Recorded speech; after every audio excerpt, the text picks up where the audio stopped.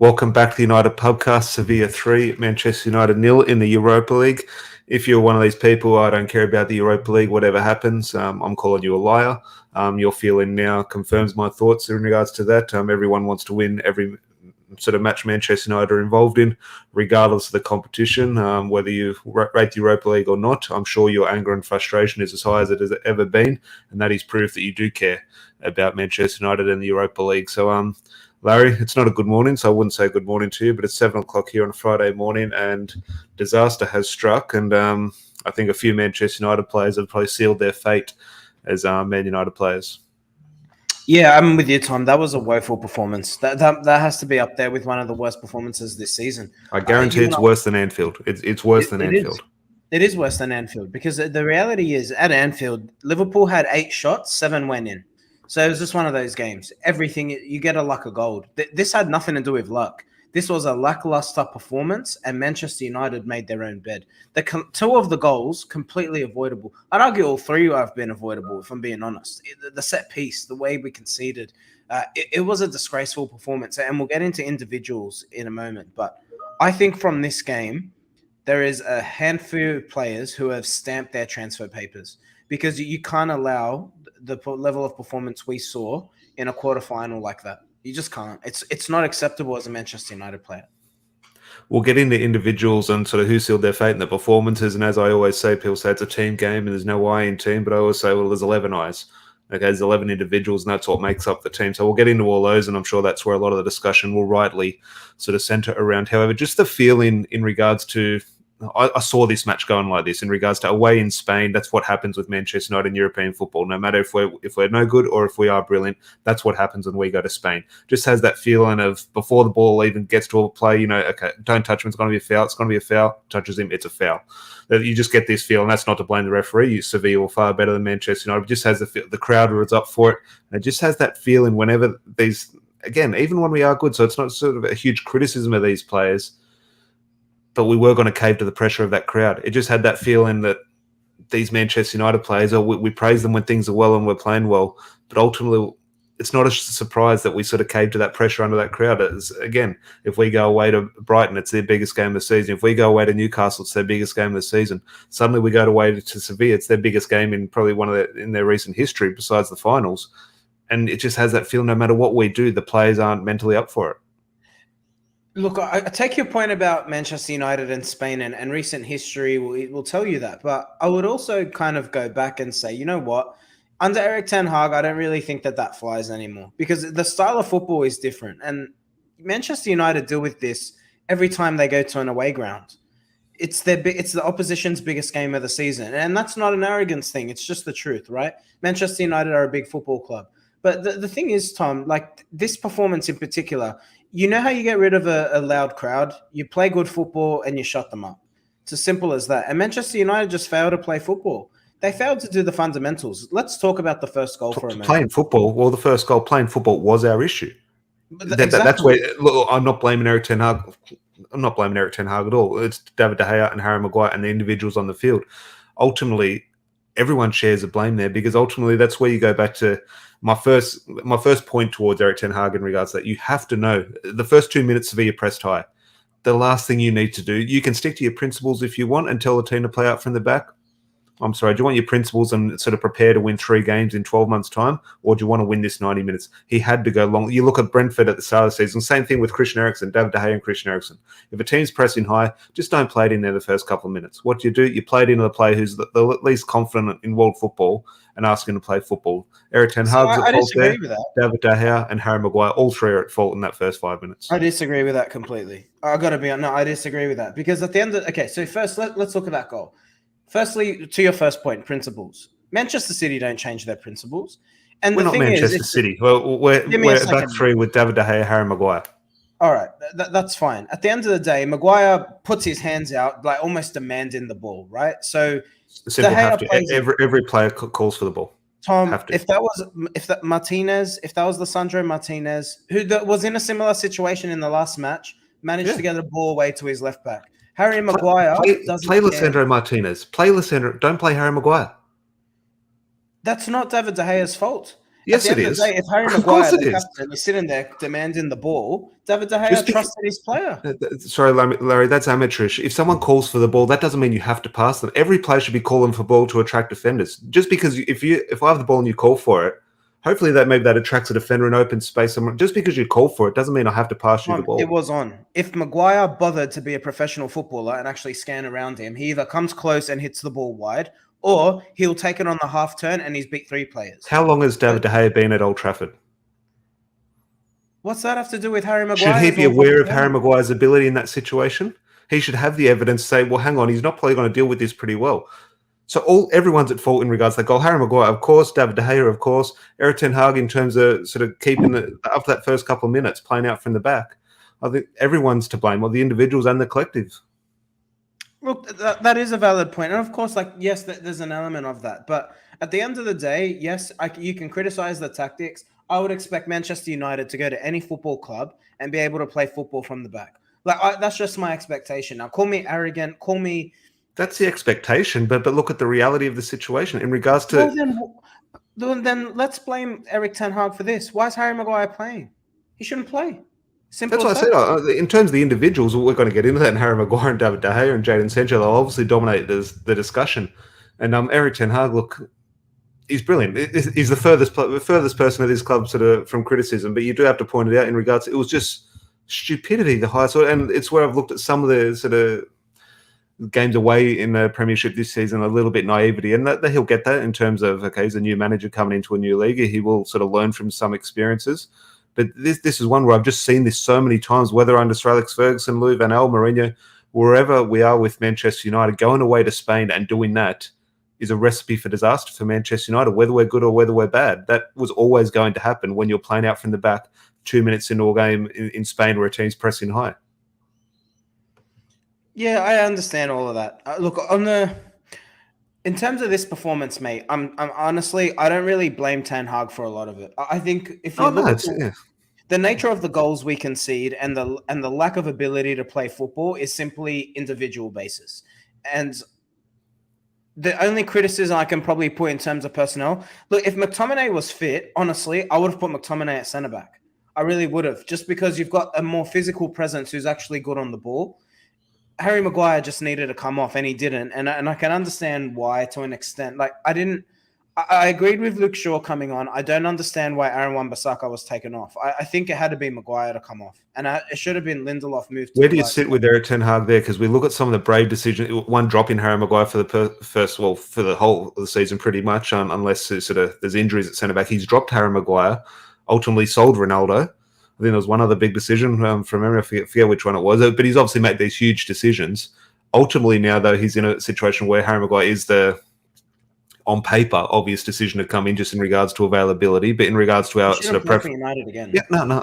I'm talking in regards to, okay, we'll put McTominay or Luke Shaw or Casemiro, whatever. But ultimately, he's making the decision. He's shown he's made a big decision before by dropping Harry Maguire. So he can simply not choose him now, but he is choosing him. So I'm thinking, Eric Ten Hag, is he making a brave enough decision? No, he's not. And what he needs to do is, when McTominay is fit, we saw Sabitzer and McTominay play well as a midfield partnership with Bruno. And I'm going to mention Bruno in a moment, but I'll get this out first. I think McTominay and Sabitzer as a two can make it work, with Bruno playing in that slightly deeper role and Sabitzer a bit more advanced. I'd almost be tempted, you either go Casemiro at centre-back or you go Luke Shaw at centre-back. But one of those two... Well, Luke Shaw's not going to be available. I can guarantee Luke Shaw's going to be out. He's going to be injured. He was struggling the last 10 minutes. I don't think Ten Hag wanted to bring him on. I think it was clearly a case of... definitely. But he also got injured. He's not going to be available Sunday, I guarantee. Fingers crossed. Martial, his papers have to be stamped as well for different reasons. Nothing to do with ability. But if you can't play 5 games... And again, I know it's not ideal in terms of this guy's had and you know it, when you've had leg injuries, you have a hip, then you go for your hip, then your hamstring goes, then your calf goes. And it doesn't look like it was a bad injury for Martial. But at the end of the day, whether he'll miss a game, and even if he misses a game, if he can't put 5 games together, sorry, mate, you just can't have a future at the club. It's just, he's unreliable. Yeah, no. Look, it sums up everyone's thoughts over the last, whether you're a fan of him or not a fan. I think that's the sad reality of the situation, and through no fault of Weghorst, but throwing Weghorst on in that last again, it's simply had to, but it forfeits any sort of chance of scoring a goal. In terms of Weghorst not going to score a goal in European football for Man United. If you put me on, I'm not going to score a goal. Simply, and that is the case where whatever the situation is around Martial or Weghorst, even if they're both to stay at the club, you need Harry Kane to come in. You need that £100 million striker to come in. Now, ultimately, you think probably both are going to go. If you're playing a game of Football Manager, you would sell both of Anthony Martial and Weghorst look into the future. So ultimately, you need to bring 2 or 3 strikers in. Now, what's that going to cost? That's going to cost $200 million. Potentially over $200 million, depends on the caliber you want. Are the Glazers going to do that? Is Qatar going to do that? That's a discussion for another day. In and around the ownership, that's gone quiet, which may be a good thing. But look, Tom, it just highlights so many issues. Talk to me about Jadon Sancho. I mean, we've seen Anthony improve so far this season, and I hate doing this, but a conversation does need to happen now, to be honest. I think giving someone an excuse for, you're young, it's been 2 years, but you're young, you're English, adapting to a different league, etc. We've seen more from Anthony in 7 months than we've seen from Jadon Sancho in 2 years. And I think that first half is basically validates all of those points. So at what point do we say Jadon Sancho isn't good enough for Manchester United? Because I got to be honest here. He's put glimpses together. His best games come against poor opposition. And every time we verse half-decent team, Jadon Sancho goes missing. So at what point do we say this guy's not a Manchester United player? Because I'm honestly just about there. My patience is just about gone paper thin. He doesn't even show glimpses, mate. Like, it's just... Look, he's very close. Quality-wise, he has the quality. Well, where the almost category I'd put him in is close to, and it sounds a little bit weird, is sort of in the Harry Maguire discussion. Sancho's good enough in regards to ability. Now, mentally and sort of physically, okay, that's another discussion. That's all sort of all makings of a play. You can't just have the ability. You need everything that comes with it. So obviously, it's a whole package. But in regards to, he has simply no confidence.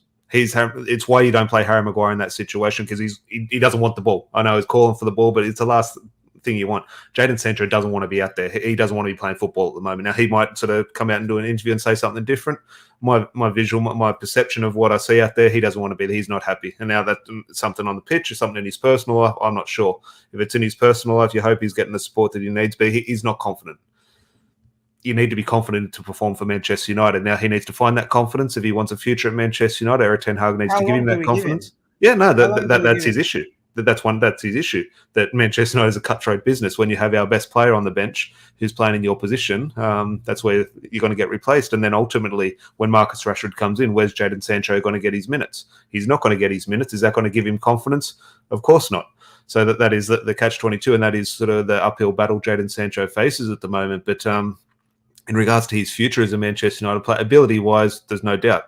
Look, we're playing far better football with Jadon Sancho than Marcus Rashford. So he offers something in that aspect. But at the end of the day, in regards to contribution, like in the final third, which we pay these players for in the final third, and while we pay Jadon Sancho over $300,000 a week, he's probably getting paid more than Marcus Rashford at the moment. I'm just thinking, and ultimately as well, look at Anthony's work rate today and Jadon Sancho's work rate. Anthony was playing right back for half that game. Yeah, so ultimately, I think Jadon Sancho, look, if someone's going to come in and give a little bit of money, maybe he could sort of weigh up a debate around his future. I think his future is safe for another 12 months at Manchester United under Eric Ten Hag, whether that's right or wrong. I think we've been patient, I don't think, like, truthfully, and again, if anyone has a different opinion, that's fine. I think I'm pretty sensible in terms of giving players time and a chance. But there has to come a point where you just say, you know what, this guy isn't even worth half the salary. He's not worth half his wages. Like, he has no impact. Garnacho. My only issue, look, I agree. My issue though with Jadon Sancho, okay, you sell Jadon Sancho, I agree. Let's get rid of him. Let's get rid of those $300,000 a week of wages. Well, suddenly you're going to need to replace that. And suddenly, what are we going to do? We're going to spend 80 million, 70 million on a player, and we're going to be having the same discussion. Are they good enough? They're not quite good enough. Like, it's risk reward. Obviously, you do need to sort of always evolve and look to the future, and every signing is a gamble, of course. But it's why so very few do make it at Manchester United. Because let's go get Osherman for 120 million. Let's go get Jude Bellingham for 150. They're going to work out. Who knows? They might be absolute flops. We've seen world-class players like Paul Pogba come in and not be great at Manchester United. We've seen Radamel Falcao, the best striker in the world, come in and be an absolute donkey. We've seen sort of far worse players at Manchester United go on and have great careers. You can never tell until they sort of perform in a Manchester United shirt. So we can have all these answers, sell this player, sign this player. And ultimately, I'm the same. I'm doing the same thing, but ultimately, we never do know. I think all of us, when Jadon Sancho arrived, who's up there in one of the top 2 or 3 young players in world football. I think every team, every Manchester United fan wanted him. Now we're looking at it. So it is one of those things. But sort of, I think a lot of the discussion we'll sort of go back to individuals in a little bit when we sort of maybe around 3-2-1s. I'm not sure, but in regards to futures, but in regards to the game, we'll discuss playing out from the back at the start. Well, the second part of the De Gea discussion, the last goal, that doesn't do him any favours in regards to, and that was one of the ones, as I said at the start of the game, in regards to seeing how matches go in Spain. When the ball's sort of going towards a play, you say this is going to be a Sevilla foul in 2 seconds, or this is going to be a Sevilla corner in 2 seconds, and those things eventuate. When that ball went up in the air, I was sitting on the couch, I was watching with my dog, I said, "There's a goal." It was like the one, remember, 2005 would it have been, 2004, 2005, Roy Carroll, where Tottenham had the shot from halfway. As soon as that ball left the guy's foot on halfway and went up in the air, he said, he's dropping this in his own goal. 2 seconds later, hits his chest, bounces in the goal. When this ball went in the air to David De Gea, he said, if De Gea comes out now, he's going to miscontrol this. 2 seconds later, the ball's into the back of the net. So again, I throw that into the discussion. Obviously, it's 100% De Gea's fault, clearly. It's just that feeling, it was going to happen when the player's not confident to go and make that decision. Harry Maguire's not confident. De Gea's decision to play Harry Maguire is De Gea's fault. It's Maguire's fault for the execution. De Gea is not confident. To come out and try and deal with that situation was just, okay, the execution is his fault, but the bigger fault for me is the decision to go and get involved. It was unprofessional. The mistake was unprofessional. It's not something becoming of a professional goalkeeper at the top of European football. I don't know what more to say about it. It doesn't mean like David De Gea is a good player. Like, he's got his limitations, and I think we all know that. But in terms of shot stopping, there's not many better. I think he's really good at what he's good at, and he's really bad at what he's bad at. And I think that's ultimately what you saw in De Gea today. You saw the worst of it. And again, I come back to, and this is why the ownership situation is so complex, because Erik ten Hag's got a potential opportunity to rebuild this team over 1 season or 4. And that's ultimately going to come down to what is the ownership and how much money are they willing to give him, because I think the time has come to move David De Gea on or have him as a backup goalkeeper. I think there at least has to be someone who can come in and compete with him. And we don't have that option at the moment. I think despite his frailties, he's clearly first choice. And there has to be another goalkeeper who can come in, offer something different. And then maybe it's a case of a tool for the right job. If you're going to counterattack, you're versing Manchester City, for example. Maybe you can't have 2 goalkeepers in regards to, it's not a right winger or a central midfielder. A goalkeeper, you have a first choice goalkeeper. If that's the case, then I don't think David De Gea should be our first choice goalkeeper anymore, because at the end of the day, and again, you saw today, when Maguire plays, it forces United to play deeper. United sat so deep today, and I don't think that was a tactical decision. I think it was something we were forced into because Sevilla pressed us back, and our central defender captain, who has nothing to prove apparently, forces us to sit back because he's not comfortable playing on the halfway line. Why doesn't Erik ten Hag, and look, I agree, but why doesn't Erik ten Hag then say, David, hit the channel? Great question. I don't know. I don't have the answer to that. And it could be a case of being a disciple of Pep Guardiola. If you look at Pep Guardiola, for all his brilliance, he is stubborn in his approach. It is one way of playing football and one way only, and he will live and die by that principle. And maybe there's an element of that with Erik ten Hag. We saw a bit of adaptability at the start of the season after the 4-0, where we did tend to hoop the ball longer. But I think ten Hag is quite stubborn and is quite set in his ways. And I think maybe in ten Hag's mind, in order for this squad to evolve the way that he wants it to, it's a case of, well, I'm going to have the same principles, and then when I swap players in and out, the players who are there are familiar with my principles, as opposed to I'm going to keep changing the tactics from game to game, which makes it harder to embed those philosophies. So damned if you do, damned if you don't. I agree with you in principle, but maybe that's the battle that Erik ten Hag's having with himself. Well, I do see that point, but ultimately knockout football, when you need a goal, it's results for me rather than principles, but I'm not the manager, I'm not paid. Well, the big bucks by Erik ten Hag. Midfield, woeful, Eriksen, non-existent. That's what concerns me more in regards to, not long-term, but in terms of Sunday, in terms of a successful season and trophies and Manchester United's treble.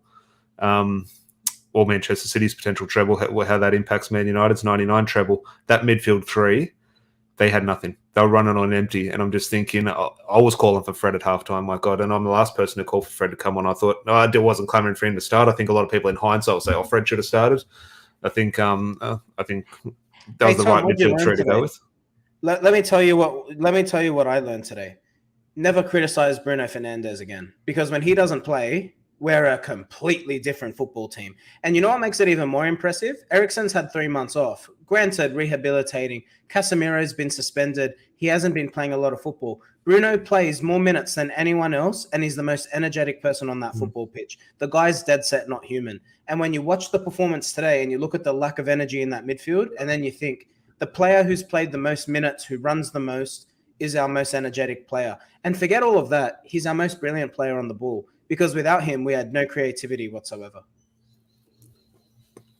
I think there might be one or two that trickled wide, maybe sort of in between and across or a shot. Did we have a shot on goal, like create a chance? So Veghorst maybe had kind of could have shot. Wan-Bissaka's very tame shot. Oh, yeah, Wan-Bissaka was a shot. Call it a back pass. And then, look, that's not Wan-Bissaka. He's not in the team to have shots. But yeah, no, look, the criticism of Bruno Fernandes. With power, man. Just hit it. Yeah, no, but look, Bruno Fernandes, I've never understood the criticisms of him in regards to what he brings to the team. You're completely right in regards to we are a different team. Would we have won today? I'm not sure. It's a different game, though. And I think we go out there with a different mindset, a different sort of intent, and that's what Bruno Fernandes brings. So he's been absolutely brilliant since the day he's walked. I share frustrations with him in his game, but I think he's improved now. I think Erik ten Hag has improved Bruno Fernandes. And look, we need him back. Fingers crossed he's back fighting fit on Sunday against Brighton, because, my God, our season, it almost feels like it's on the line. And you could argue, if you've sort of been you could be a real cynic, forget the season. Not our status as a club, far from it. We'll always remain the biggest club in England and sort of, in my opinion, in the world. But ultimately, our sort of a huge part of our history, what makes us in terms of that 99 treble, that is not up for grabs, but it's on the line in regards to a few bragging rights. And ultimately, if we don't, I think Manchester City potentially win the league now. I still 50-50. I still see Arsenal doing something at the Etihad, just because they've been the best team this season. I could see them getting what they deserve. But I bet Man Utd have City as favourites to win the league. I think they're clearly going to win the Champions League now. I think they smash Real Madrid, but I think they go through comfortably. And ultimately, then they've got Sheffield United in the FA Cup. They're very strong favourites to win the FA Cup. There's a good shout. They're probably going to play Brighton in the final, for God's sake. So I'm just thinking that past Brighton. I think we lose. And I said I think we lose to Brighton even at full strength. I just think at Wembley, in regards to the occasion, in regards to our fixtures beforehand, I think Brighton do us regardless. Now I think they're quite comfortably going to beat us on the weekend, which is a bad feeling as a Manchester United fan, saying Brighton are going to wipe the floor with you at Wembley. But I do think that will be the case.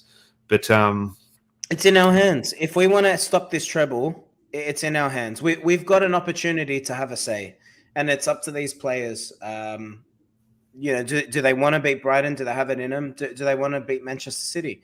That would be the sweetest way to do it. I don't want to rely on Arsenal. We've got an opportunity to stop it ourselves. We did it in 77. Oh, yeah, no, that's the situation I want now. Look, regardless what happens in the league, I think City will win the Champions League, and that will be painful. We'll have to deal with that as fans. But if we can look back in 20 years' time, they could have won the treble, we stopped it. Like in 77 when we stopped Liverpool, not that I was around, but obviously you look back in terms of we stopping their treble in the FA Cup. Who do Arsenal playing tomorrow? Is it Southampton they're versing Arsenal? Yeah, they got the 3 points tomorrow against Southampton. Obviously, Friday night kickoff in the UK, Saturday morning here. So look, Arsenal extend that gap, which is a big thing for them this weekend, because City obviously have the FA Cup match. So big weekend of football in regards to success in a cup and going through to a final, but also that title race, regardless of games in hand. Points on the board is crucial, and they so move, create a bit of a buffer tomorrow.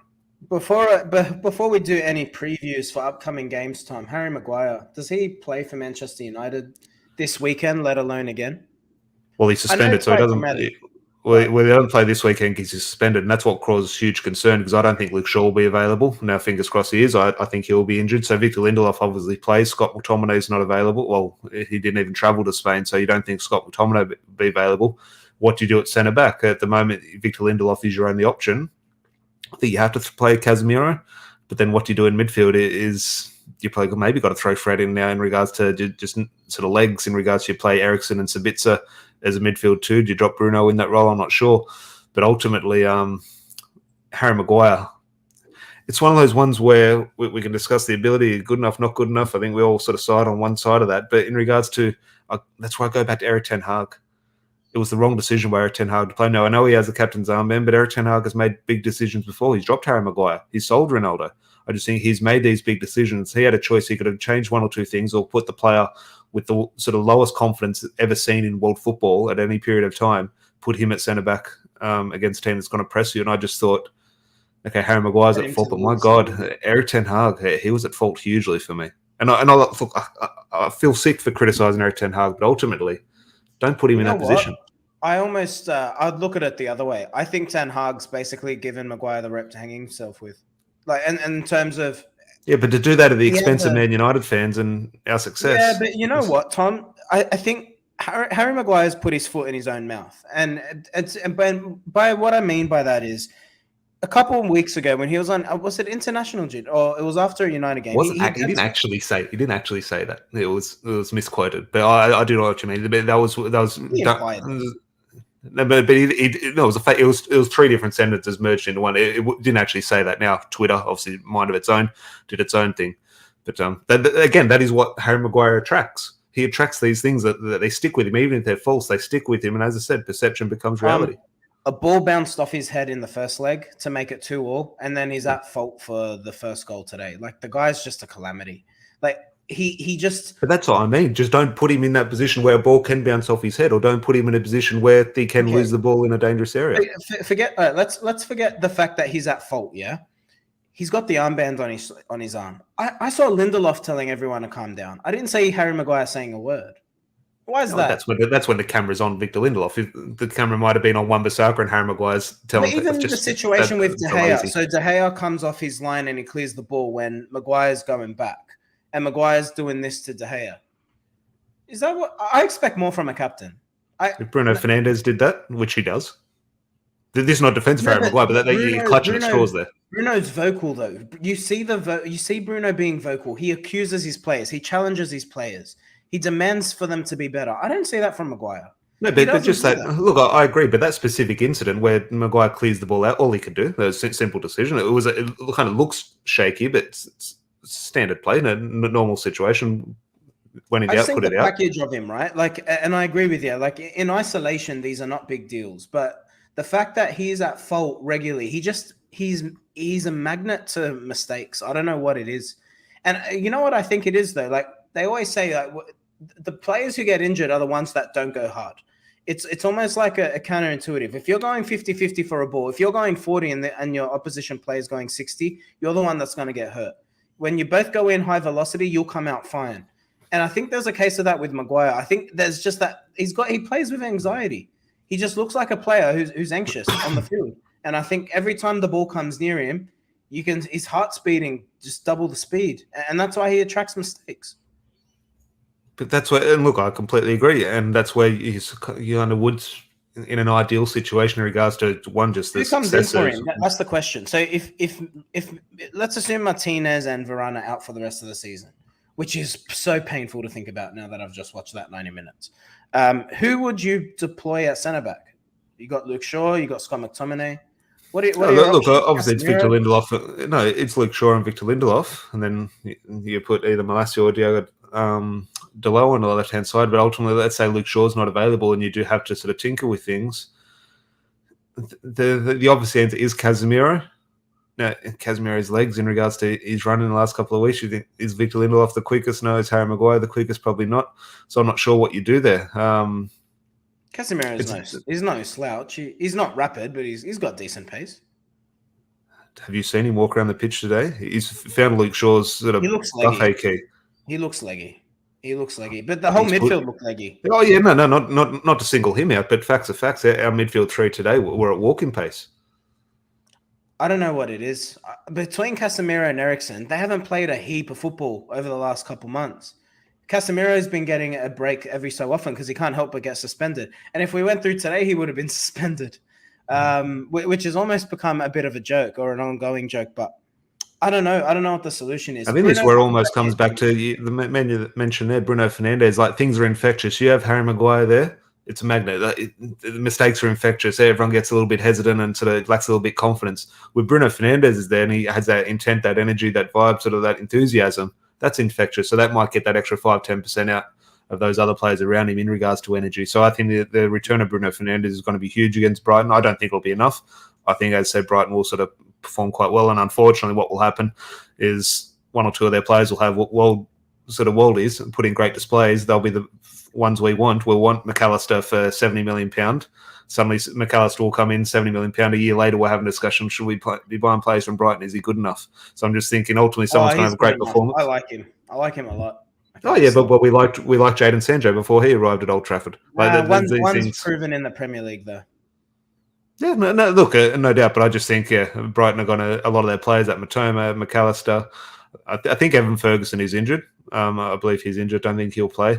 But one of their players are going to. I'd take it. They're going to have good games, but ultimately, what that's going to do for the price tag, that's going to put Caicedo's going to go from 60 million to 80 million.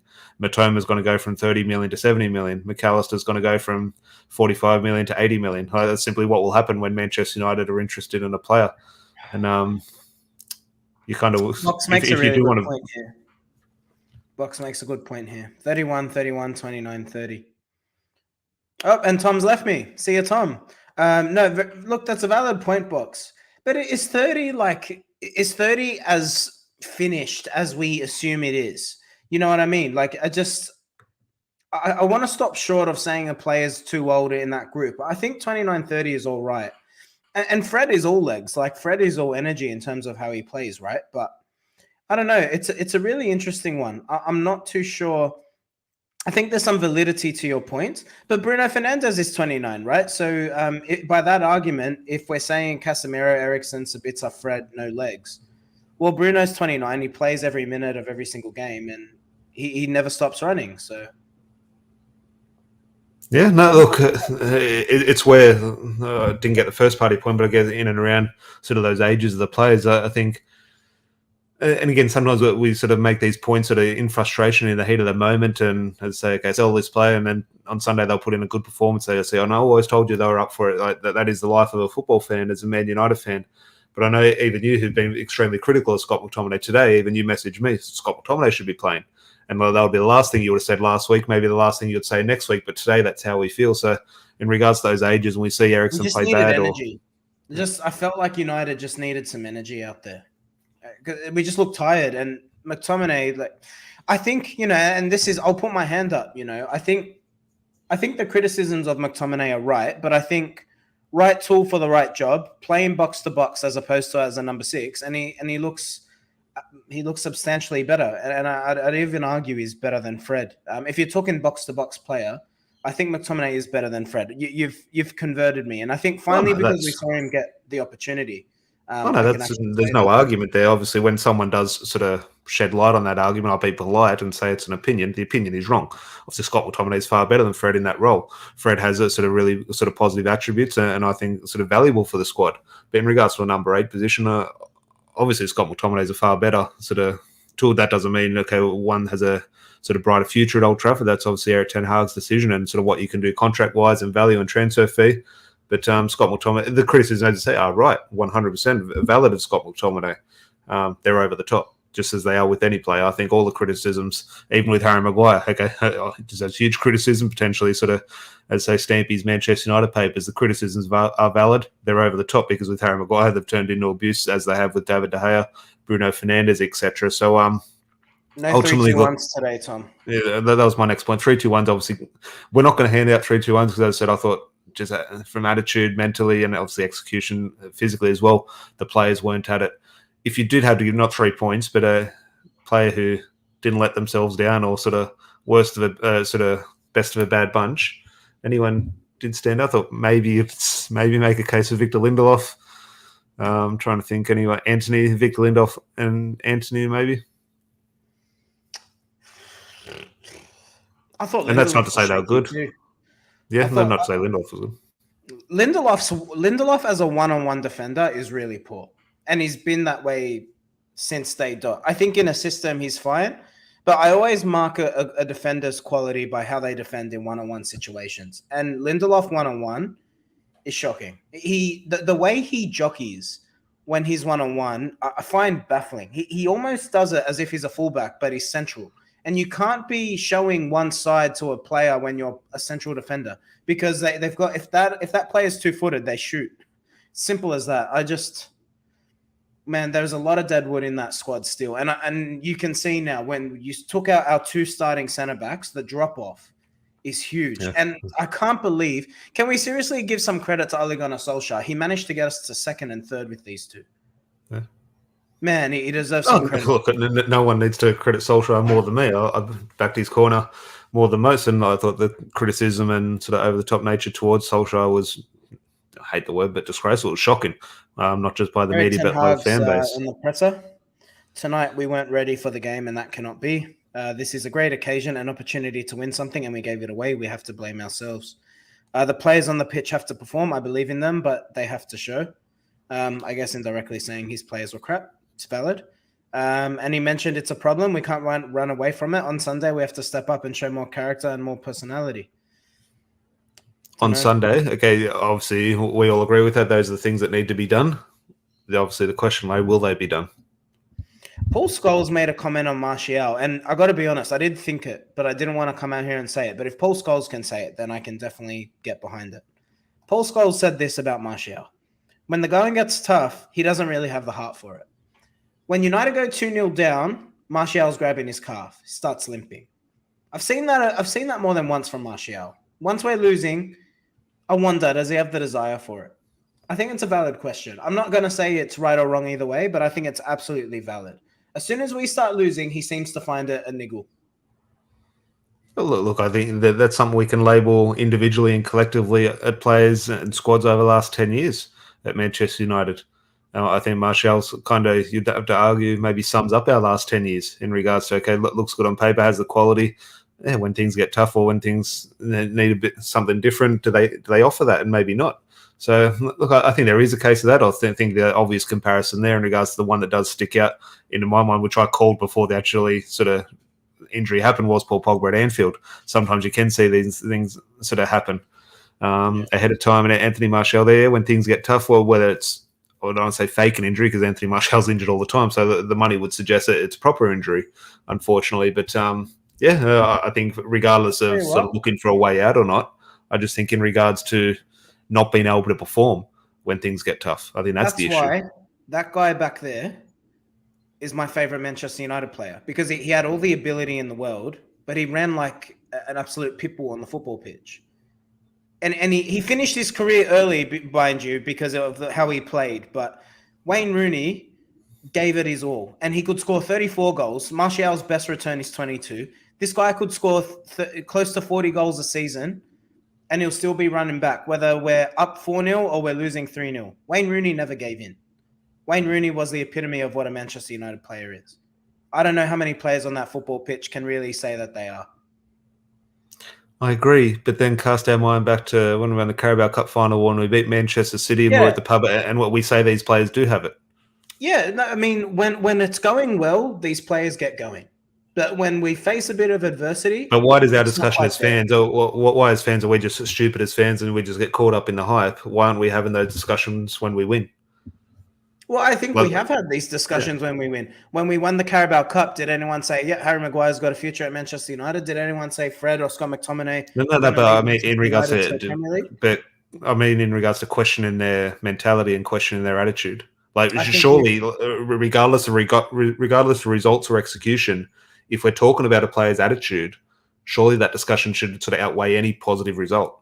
Like, that should be if someone's attitude's not right, we should sort of be discussing that more than any sort of good result. I agree with you, Tom. But then if we come on here after winning a Carabao Cup final and I'm telling you about how shit I think Harry Maguire's attitude is, well, then I'm the negative asshole who's on YouTube always being negative in a positive moment, right? So we don't want to be those kind of people.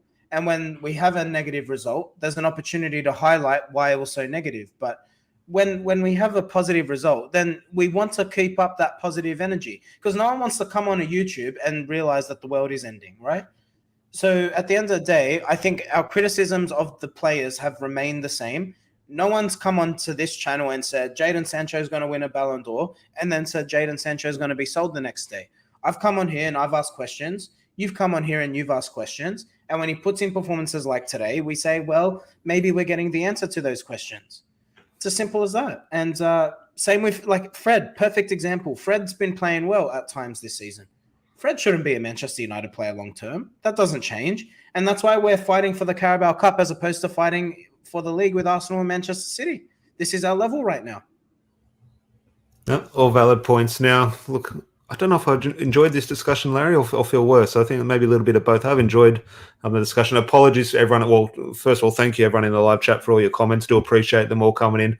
But just the conversation was flowing and everything. Sort of so many heated discussions and so many different opinions. Not sure which ones to pick from the live chat, but do appreciate all the interactions. If you are watching on playback and want any talking points with us, throw it in the comments and we can sort of further the discussion there. But do appreciate everyone's interaction. Please do leave a like on the video on your way up before you head out, and make sure you do subscribe if you are new. Yeah, but Larry, Rob's right, by the way, and I maintain that on his day, in terms of ability, he is world class. Does he have a world class mentality? Does he have world class fitness record? No. And even me, as the biggest Martial fan, like I've had it with him now, and I said it. I literally said it. I said, Tom, if he gets injured again after this most recent return, stamp his papers. He came off. Stamp his papers. Look, it's hard. Look, I'm going to go back and unfortunately, you just mentioned one or two quotes from Eric Ten Hag. When I sort of watch these press conferences, I really look at, okay, the quotes are one thing. I want to look at the body language of Eric Ten Hag and see what sort of, if he means these words or what his intent. I think he's a shit liar, Ten Hag, you know. He says the right words, doesn't he? But when you look at his body, you're like, that's all I want to see. I want to see the facial expression, and you get a sense for what he's feeling. And look, it's a big one against Brighton. As I said, even if we were at full strength, I think Brighton in the FA Cup, I think they beat us. I think they beat us quite comfortably. I think given our situation, they beat us. I don't want to say smash us, but I think they very easily do us at Wembley on the weekend, unfortunately, which will be tough viewing, but we'll be here, no doubt. It's Monday morning, I think 1:30 on a Monday morning, which is obviously a tricky one. But just in regards to that discussion as we move on, as I said, I think we do go out. Hypothetically, we do go through treble, Manchester City, Manchester United. Just your current thoughts in regards to, we had discussion over the last sort of 3 months in regards to Arsenal and City. And I think deep down, a lot of us always sort of wanted Arsenal, but then the realization of having to deal with Arsenal fans, oh, hang on, look, might as well give it to City in regards to, we don't have to deal with any City fans winning the league. It'll go away after 2 days of discussion. Ultimately, now the sort of realization that City are very strong favourites to win this treble. Sort of the hope has gone back to Arsenal winning the league, and if that's not the case, if City do get the job done in the league, we have to rely on either us or Real Madrid, and or potentially Brighton. So I'm just thinking on our doorstep in regards to us dealing with it and us saving the treble. Not your likelihood of it happening, because the likelihood is obviously very, very low, but just your thoughts in regards to, as a Man United fan, having the treble on the line. I think they're a hell of a shout for making it happen. And I would say they're more likely to do it than not do it, to be honest. And just look at their team on paper. And I want to stop short of saying, but if you, in terms of the depth of their squad, it's stronger than what United had in '99. In terms of depth, I think United's strongest 11 was unbelievable. But that City team is a joke. Oh, you look how the money's moved on in 30 years. Absolutely, right? And that's the thing. They can put out 2 strong 11s, maybe minus the fullbacks. And you know what? Regardless of how you feel about Manchester City, you got to give Pep Guardiola some credit too, man. He played with 4 centre-backs against Bayern Munich and won 3-0 last week. He's revolutionary. He's revolutionized how football is played. I've seen people criticize him, and no successful manager goes their career without being criticized. I've seen it against Fergie. Oh, well, he only won the Champions League twice. That doesn't mean he wasn't a brilliant manager. But do you get what I mean? There's always a flaw to pick out in somebody. But Pep Guardiola, you can't argue with the way he revolutionizes football. And he's bottled it a couple times. I will say this, though. If they don't win the Champions League this season, man, is a bottle job. When do the fixtures, let's say we do get through against Brighton into that final, obviously they got Sheffield United, City are in the final. I'm not sure Sheffield United will even show up, to be honest. That's quite daunting for them. I think that could be maybe 7 or 8-0, unfortunately. But where does the fixtures fall in regards to a Champions League final and FA Cup final? Is the Champions League midweek or a weekend? Sometimes it's weekend now from memory. Like, I'm just thinking, would the FA Cup final be a few days before the Champions League, or would there be a week between fixtures? The FA Cup final is going to be on June 3rd. So I think the Champions League final will be before it.